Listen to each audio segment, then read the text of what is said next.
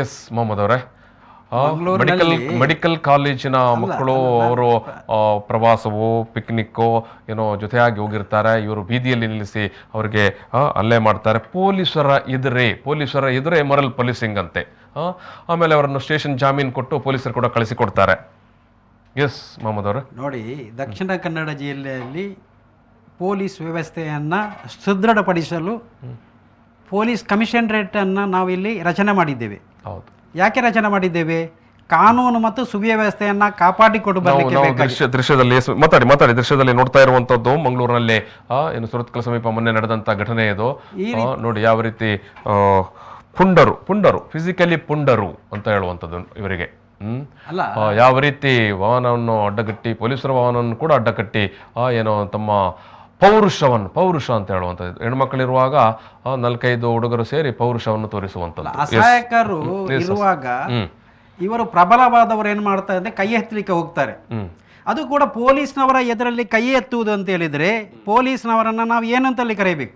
S, ನೀವೇನೋ commissionerate ಆರಂಭಿಸಿದ್ರ ಅಂತ ಹೇಳಿದ್ರೆ ಕಮಿಷನರೇಟ್ ಆರಂಭಿಸಿ ಪ್ರತಿ ಒಂದು ಪೊಲೀಸ್ ಸ್ಟೇಷನ್ ಅನ್ನ ಅಪ್ಗ್ರೇಡೇಷನ್ಗೆ ಏರಿಸ್ತೇವೆ. ಒಬ್ಬ ಇನ್ಸ್ಪೆಕ್ಟರ್ ಲೆವೆಲ್ನ ಪೊಲೀಸ್ ಇದ್ದಾರೆ. ಅದರ ಮಧ್ಯೆ ಪ್ರತಿಯೊಂದು ಕಡೆ ಕೂಡ ಪೊಲೀಸ್ ಬೀಟಿ ಇದೆ. ಅದೇ ಕೂಡ ಜನಸ್ನೇಹಿ ಪೊಲೀಸರೇ ಅಂತ ಹೇಳಿದ್ದಾರೆ. ಈ ರೀತಿ ಆಗುವಾಗ ಆಮೇಲೆ ರಾಣಿ ಹಬ್ಬಕ್ಕ ಪಡೆ ಅಂತ ಹೇಳಿದೆ, ಎಲ್ಲವೂ ಇದೆ. ಆ ನಂತರ ಅಣಕು ಕಾರ್ಯಾಚರಣೆ ಕೂಡ ನಡೀತಾ ಇದೆ. ಚೈನೆ ಎಳೆದಾಗ ಏನ್ ಮಾಡಬೇಕು, ಯಾರು ಮುಟ್ತಾರಲ್ಲಿ ಅಂತ ಹೇಳಿ ಪೊಲೀಸ್ನವರು. ಬಟ್ ಇಲ್ಲಿ ಪೊಲೀಸ್ನ ಎದುರಲ್ಲಿ ಆಗ್ತಿರುವಾಗ ಪೊಲೀಸರವರು ಏನು ಮಾಡಿದ್ದಾರೆ? ತಗೊಂಡು ಬಂದ್ರು, ಜಾಮೀನಲ್ಲಿ ಬಿಟ್ರು. ನಾಳೆ ಏನ್ ಮಾಡ್ತಾರೆ ಈ ಹುಡುಗರು? ಮತ್ತೆ ಅದನ್ನೇ ಕಂಟಿನ್ಯೂ ಮಾಡ್ತಾರೆ ಅವರು. ಈಗ ಯಾಕಂತ ಹೇಳಿದರೆ ಪೋಸ್ಕೋ ಕಾಯ್ದೆ ತಕೊಂಡು ಬಂದ್ರು, ಅತ್ಯಾಚಾರ ಆದಾಗ ಅವರಿಗೆ ಜಾಮೀನು ಆಗಬಾರದು, ಶಿಕ್ಷೆ ಆಗಬೇಕು ಅಂತ ಹೇಳಿ. ಇದು ಹುಡುಗಿಯರ ಮೇಲೆ ಕೈ ಹಾಕುವಂತ ಕೆಲಸ ಮಾಡುವಾಗ ಇದಕ್ಕೆ ಯಾವ ಕಾನೂನನ್ನು ತರಬೇಕು? ನಾವು ಜನಪ್ರತಿನಿಧಿಗಳನ್ನ ಪ್ರಶ್ನೆ ಮಾಡ್ತಾ ಇದ್ದೇನೆ. ಜನಪ್ರತಿನಿಧಿಯಾದವರು ಕಾಲಕ್ಕೆ ತಕ್ಕಂತ ಕಾನೂನನ್ನ ರಚನೆ ಮಾಡಬೇಕು. ಎಷ್ಟು ವರ್ಷಗಳಿಂದ ದಕ್ಷಿಣ ಕನ್ನಡ, ಅದರಲ್ಲೂ ಕೂಡ ಮಂಗಳೂರಲ್ಲಿ ಕೈಗಾರಿಕೋದ್ಯಮಿಗಳು ಕೈಗಾರಿಕೆಯನ್ನ ಪ್ರಾರಂಭ ಮಾಡ್ಲಿಕ್ಕೆ ಮಂಗಳೂರಿಗೆ ಬರ್ತಾ ಇಲ್ಲ. ಅದರ ಎದುರಲ್ಲಿ ಇನ್ನಾಯ್ತು ಮಂಗಳೂರು ಎಜುಕೇಶನ್ ಹಬ್ ಅಂತ ಹೇಳಿ ಮೈಕ ಸಿಕ್ಕಿದ ಕೂಡಲೇ ಮಿನಿಸ್ಟ್ರು ಮಾತಾಡ್ತಾನೆ, MLA ಮಾತಾಡ್ತಾನೆ, ಪೊಲಿಟಿಕಲ್ ಲೀಡರು ಮಾತಾಡ್ತಾರೆ, ಮಂಗಳೂರು ಎಜುಕೇಶನ್ ಹಬ್ ಆಗಿ ಬೆಳೆಯುತ್ತಾ ಉಂಟು ಅಂತ ಹೇಳಿ.